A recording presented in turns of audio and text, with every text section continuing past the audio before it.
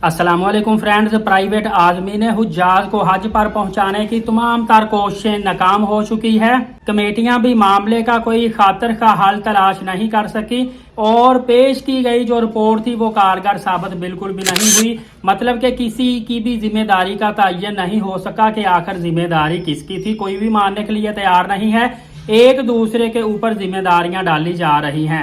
90,000 के निजी हज स्कीम के कोटे पर सिर्फ 23,620 पाकिस्तानी हज पर जाएंगे। बाकी सारे के सारे पाकिस्तानी हज से महरूम रहने का खदशा बहुत ज्यादा बढ़ चुका है, तकरीबन 90% बढ़ चुका है। और अलमिया ये है कि इनकी सारी की सारी पेमेंट सऊदी अरबिया की मुख्तलिफ अकाउंट्स में जमा करवाई भी जा चुकी है। मिसाल के तौर पर होटल वालों को, एयरलाइन को और सऊदी हुकूमत को इनकी तमाम तर पेमेंट भी जमा करवाई जा चुकी है, जो कि अब खुदा न खास्ता हज नहीं होता तो रिटर्न आने में, रिवर्सल होने में अच्छा खासा टाइम लगेगा। इस्लामाबाद से पहली हज परवाज भी रवाना हो चुकी है। 393 आज़मीन हुज्जाज को लेकर मदीना पाक में पहली परवाज रवाना हुई है और इसके पास आज के दिन में 5 और परवाजें रवाना होंगी।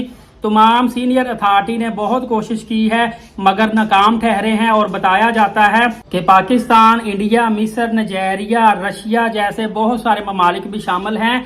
ऑफिशियली तौर पर 3 लाख ज़ायरीन बताया जाता है कि इस साल हज से महरूम रह रहे हैं overall the world.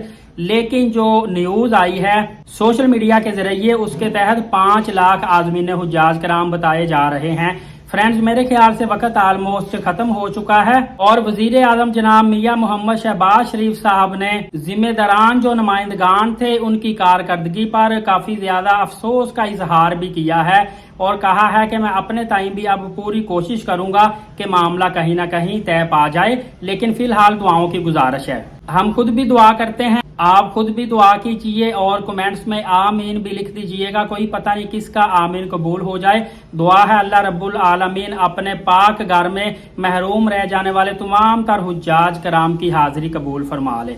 Next video में एक अहम खबर दूंगा। अभी से एलीट साकिब यूट्यूब चैनल को सब्सक्राइब कर लें, नमाज कायम करें, नबी पाक सल्लल्लाहु अलैहि वसल्लम पे रोजाना कसरत से दुरूद पाक और कुरान मुकद्दस की तिलावत करते रहा करें। इजाजत दे, शुक्रिया, जज़ाकल्लाह।